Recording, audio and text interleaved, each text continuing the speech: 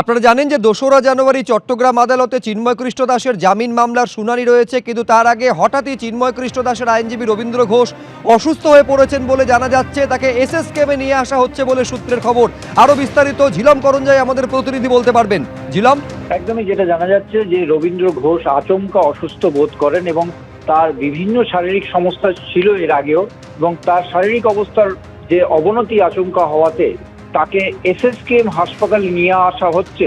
যেটা এসএসকেএম হাসপাতাল সূত্রে জানা যাচ্ছে যে তিনি ব্যারাকপুর থেকে প্রায় ঘন্টা দেড়েক আগে রওনা দিয়েছেন এবং সেখান থেকে তিনি আসছেন ৮টার মধ্যেই তিনি ঢুকে পড়বেন, তেমনটাই জানা যাচ্ছে হাসপাতাল সূত্রে। তাকে প্রথমেই কার্ডিওলজি এমার্জেন্সিতে নিয়ে আসা হবে, হাসপাতালে তেমনই প্রস্তুতি রাখা হয়েছে। এমনকি তাকে ভর্তি করা হলে আইসিসিউতে কোথায় ভর্তি রাখা হবে তারও প্রস্তুতি রাখা হয়েছে। সমস্ত বিভাগের চিকিৎসকরাও প্রস্তুত আছে। কার্ডিওলজি চিকিৎসক যিনি অনকল আছেন তিনিও রেডি আছেন, তেমনটাই হাসপাতাল সূত্রে জানা যাচ্ছে। এবং এই মুহূর্তে হাসপাতালে তিনি আসেননি, তবে তিনি আসবেন এমনটাই প্রস্তুতি হাসপাতাল সূত্রে জানা যাচ্ছে। এবং কার্ডিওলজি যে সমস্যা, সেই সমস্যার কারণেই এই ব্যবস্থা, তেমনটাই হাসপাতালে জানানো হয়েছে।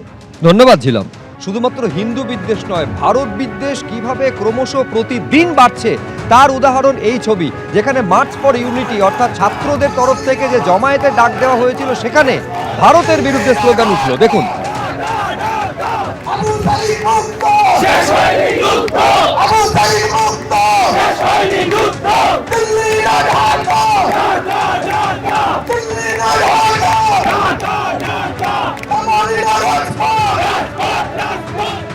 ওনারা তো সবসময় এই সমস্ত ডাকগুলো দেয়, দিল্লি দখল করবে, কলকাতা দখল করবে, ওইটা করবে, সেটা করবে, কত কথা বলেছে, কিন্তু করা এত সহজ না।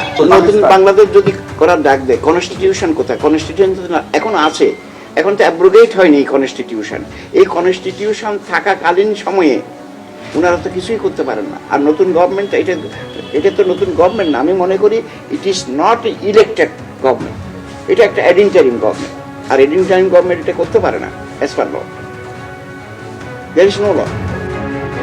দিনের পর দিন বিনা বিচারে চট্টগ্রাম জেলে বন্দী হয়ে রয়েছেন ইসকনের সন্ন্যাসী চিন্ময় কৃষ্ণ দাস। এই হিন্দুদের ওপর অত্যাচার এবং নির্যাতন যেন বন্ধ হয়, নতুন বছরে তার যেন পুনরাবৃত্তি না হয়, এই আবেদনকে সামনে রেখে প্রার্থনার আয়োজন করেছিল আজ ইসকন কলকাতা শাখা। বেলা 12টায় অ্যালবার্ট রোডে ইসকনের যে প্রধান শাখা, সেখানে এই প্রার্থনার আয়োজন করা হয়।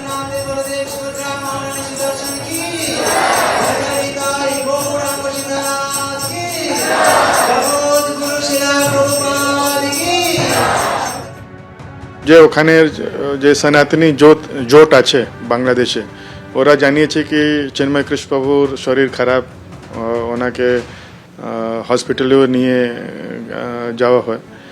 তো ওনার স্বাস্থ্য নিয়ে আমি নিজে অনেক চিন্তিত, কেন কি আমরা জানি কি 25 নভেম্বরকে যখন ওনাকে গ্রেফতার করা হয়েছিল, তার আই থিঙ্ক 2 या 3 দিন পরে যখন এক ব্রহ্মচারী, অন্য ব্রহ্মচারী ওনার ওষুধ দিয়ে জেল থেকে ফিরছিল, ওকেও গ্রেফতার করা নেওয়া হয়েছিল।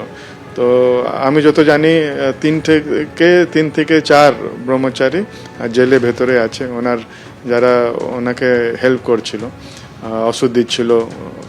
তো এটা খুব কি বলবো, আমার কাছে কিছু ওয়ার্ড নেই। এটা চিন্তা হচ্ছে কি জেলে উনি কিরকম ওষুধ পাচ্ছেন কি পাচ্ছেন না, কেন কি যারা নিয়ে যাচ্ছিল ওদেরকেও আটক করা হয়েছে। আমরা এটাও জানি না কি কি অপরাধে ওদেরকে গ্রেফতার করা হয়েছে। তো এটাই আশা করে কি বাংলাদেশ গভর্নমেন্ট একটা মেডিকেল বুলেটিন জারি করবে কি ওনার স্থিতি কিরকম আছে, কেন কি অনেক লোক ওটা চিন্তা, ওনার স্বাস্থ্য নিয়ে চিন্তা করছে।